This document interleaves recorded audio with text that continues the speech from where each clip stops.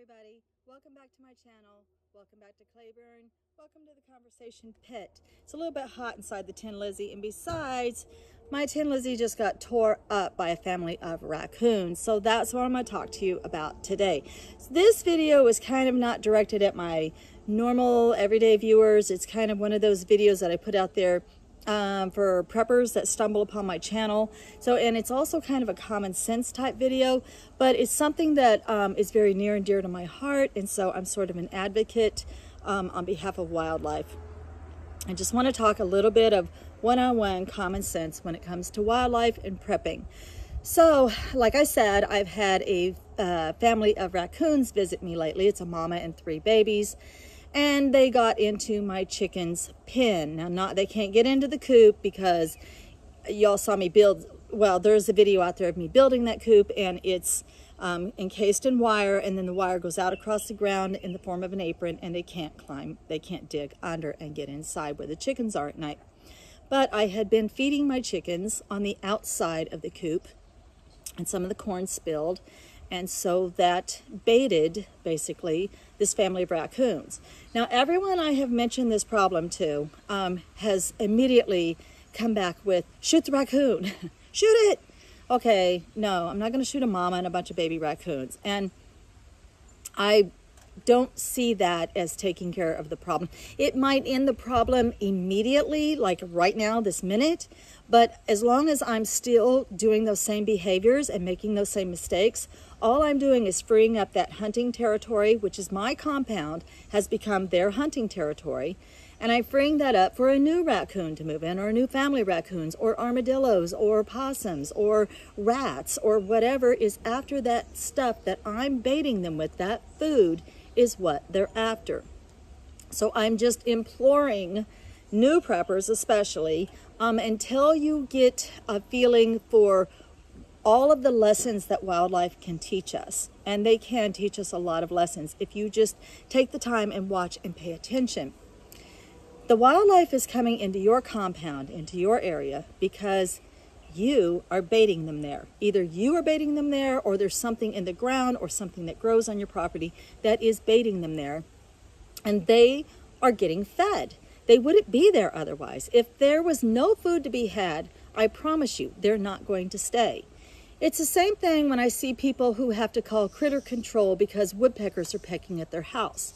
So these people come in and they remove the woodpeckers, which don't do that on your own because woodpeckers are songbirds and they're protected in the United States, pretty much like raptors. But all you're doing is freeing up that food source, that thing. I promise you, these are wild animals. They have no personal vendetta against you at all.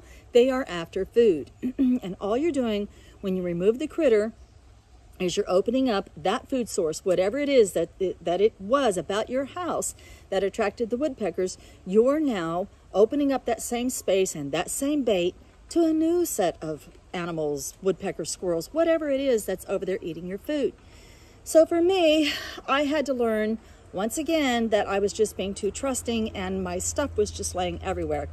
The raccoons got into my trash can, and they dumped it in the street and in the ditch, and I had to get down in the poison ivy and 105 heat index and the flies, and I had to feel really, really dumb and pick up the trash.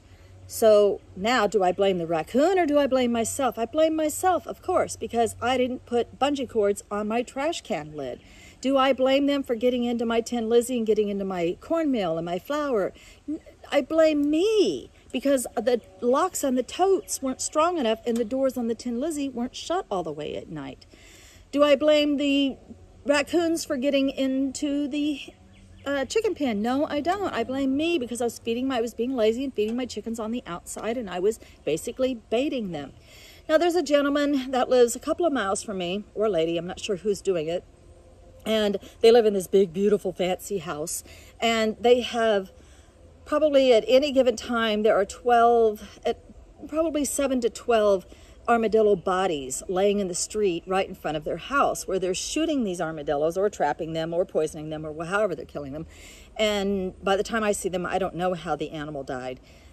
It's quite graphic. But they're destroying the animal and then they're chunking it out in the street which now they brought in rats and vultures and possums and other scavengers.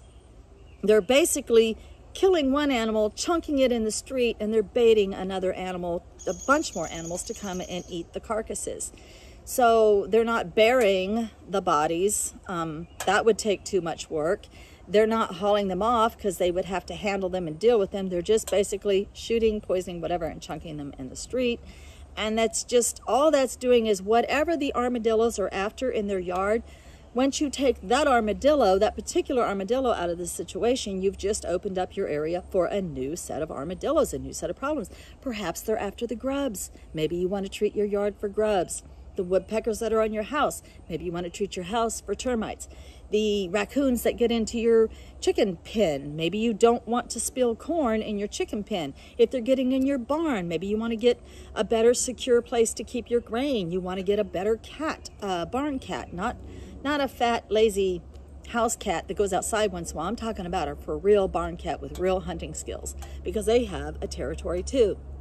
If you have an outdoor garden and you're getting pests in your outdoor garden, consider a dog. Consider these lights, these solar motion detector lights that will alert you if there's a critter out there in your garden at night. They always come out the same time every night. They have no personal vendetta against you. They just want the food. So if you remove the food from the situation, you remove the problem. And then the wildlife will just move on. They'll just move on. And even if a new one does come in, they'll check it out. There's no food source there. They will move on. There's no way that no need for you to create more problems by simply removing that animal and then thinking that that animal was the problem. That animal wasn't the problem.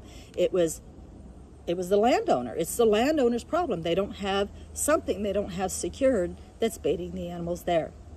Okay, I can get off my soapbox now, except I do have to say my biggest pet peeve in the whole wide world is when people feed birds and they get mad when the squirrels get baited, because squirrels don't understand that that seed is set out there for the birds. So you might want to consider getting yourself a little terrier that'll chase the squirrels off, or you might want to consider just simply going to a park and feeding the birds and not luring the squirrels into your yard in the first place. All right, guys. Love and light. Peace out.